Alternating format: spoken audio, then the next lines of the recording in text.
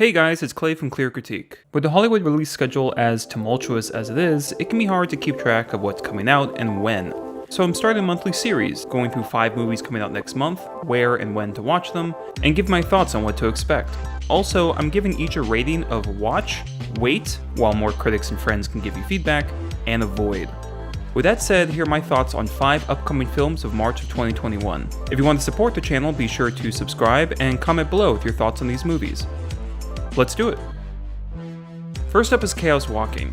If movies were people, right now Suicide Squad, No Time to Die, and Chaos Walking are taking quick shots of whiskey in the hallway outside of an AA. There's only so much development hell one can go through before someone pulls a cork.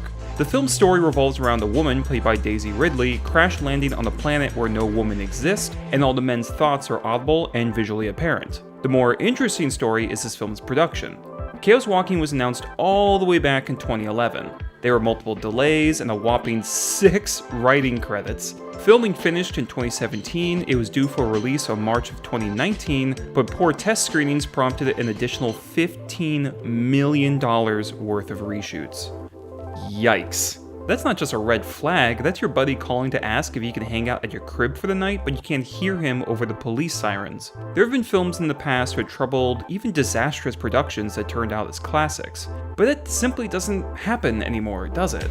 Too much money is involved, too much hand-wringing, backpedaling, and studio interference comprises Hollywood for a single well-defined vision to come out once things go wrong. And yet, the trailer isn't the worst thing in the world. Granted, the visuals are a bit flat, your trailer should show off some eye candy to get butts in seats, and there's nothing here. However, the idea of a thought manifesting in real form is an intriguing idea. The music works well, the acting from the lead seems fine, but even if a garbage heap contains a bike and an iPhone, you still shouldn't dive in. Chaos Walking comes out to theaters on March 5th, and I say avoid this one.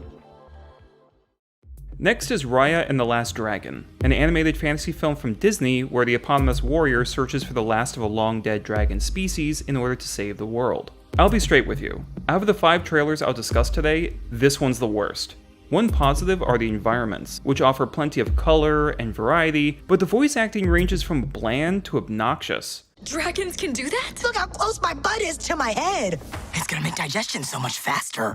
I know it's only a trailer, but something rotten happened in the recording booth. Also, if you're going to focus on Asian iconography and actresses, maybe use a song that reflects that. This shit don't fit. My daughter, I believe our people can come together again, but someone has to take the first step. It doesn't help that the character design is underwhelming. The biggest asset of the fantasy genre is that you can practically do anything you want. You can ignite children's sense of wonder and creativity, but here it's like they didn't even try. Despite all of my negativity, there is a bright spot, and that's the teaser trailer, which is far superior to the official one. The music is more appropriate, it's better paced and less cringy, and comes across like a real adventure rather than a mishmash of cliche plot points and Puff the tragically unfunny dragon. Maybe there's something here, I don't know, but I'd wait for more reviews before seeing it on March 5th. Next is the highly anticipated Zack Snyder cut of Justice League. For those out of the loop, Justice League was the DCEU's version of the Avengers, written and directed by Zack Snyder, who you may know from Batman v Superman, Watchmen, and 300. Unfortunately, after principal photography was done, Snyder left the project due to the tragic death of his daughter, and so MCU MVP Joss Whedon was hired to finish up. Both Whedon and the studio dramatically changed the tone of the film. There were extensive rewrites and reshoots, the color palette was brightened up, more comedy was squished into the script like a second sweater in a packed suitcase, and most infamously, Henry Cavill had to return for reshoots but had grown a mustache from Mission Impossible Fallout, and due to contractual obligations he couldn't shave it off, so they CGI'd his face into putty. The result was a $300 million catastrophe. The dialogue was horrendous. Gal Gadot turned in a Disney Channel level performance. Ben Affleck looked like he was googling cloning technology in between takes so he could find some kind of stand-in. The graphics were ugly, the action could put you to sleep, and The Flash was about as funny as people who blow out their mics during multiplayer games. And so the question lingered, how much of this was Snyder's doing? And thus, we have a reshot, recut Justice League representing Snyder's true vision for the film. The trailer itself looks pretty good. The cringy dialogue isn't here. Many deleted scenes that were going to flesh out these characters are back in, so at the very least we might actually care what happens to them. Personally, I'm a little uncomfortable with the idea of directors changing their films after the fact. We all hated Lucas for it, and to me, when something's out and people pay for it, that's the end of it. And squeezing more money out of people for essentially the same product is borderline fraud. Yet I would call this one a special case since Snyder's original vision literally couldn't be made at the time because of a personal tragedy. It's still unfair, like failing the test then retaking the same test knowing what you got wrong, but like I said, this is a little different.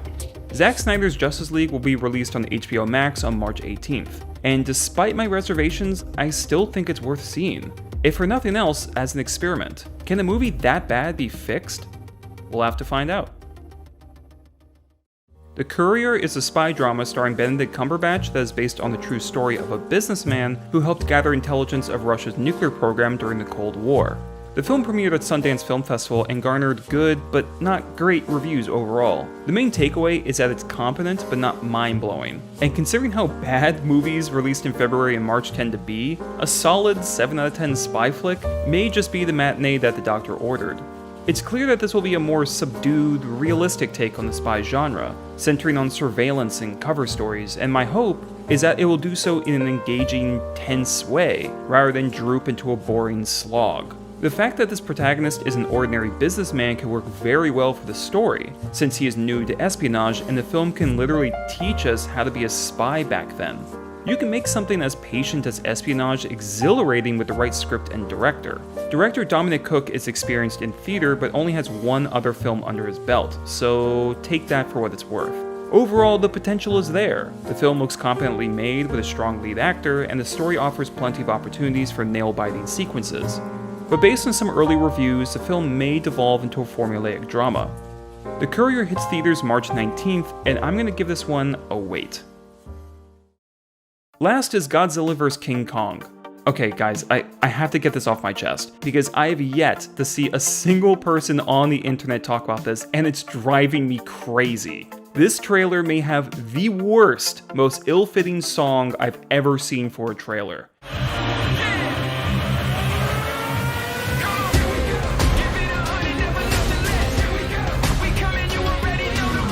How is no one talking about this? I expect trailers to be cheesy, really, like that's all gravy for me, but this is embarrassing. Now, to be fair, I at least got some joy reacting to the trailer on the Twitch stream I co-host. Watching it again now, it's just irritating. The song alone is crap. This part especially made me want to throw my headphones against the wall. I keep reaching for greatness because I'm built from it. But just the concept alone doesn't make sense. Don't say, yeah, in your own trailer, dingus. Am I supposed to get up and dance? Fist bump? Wow, 2 CGI monsters that have already been designed in previous films are in the same frame. Oh my god, it's amazing! You must be a gymnast with how easily you're able to suck yourself off.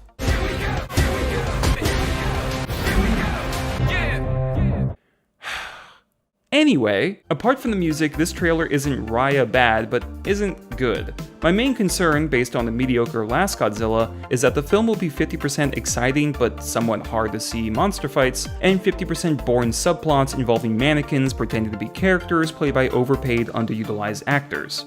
The trailer mostly ignores the humans we don't care about in its second half. That's a good thing. The way this movie can truly shine is if the script is solid enough to justify the human drama. And since we know that's not going to happen, what they should do is go the Mad Max Fury Road route and make it virtually all action. A massive monster battle is what everyone wants, and I'm crossing my fingers that the film will be smart enough to focus on that. Netflix bid for this film but lost, so to watch it you'll have to see it in theaters or on HBO Max on March 31st, and I'm giving this one a wait. Well, those are my thoughts on these 5 upcoming films. Which ones are you going to see, and what are your expectations? Also, if you want me to review these movies when they come out next month, let me know. If you want to support the channel, be sure to subscribe and share, click the bell for updates, and follow me on Twitter and Letterboxd. As always, thanks for watching.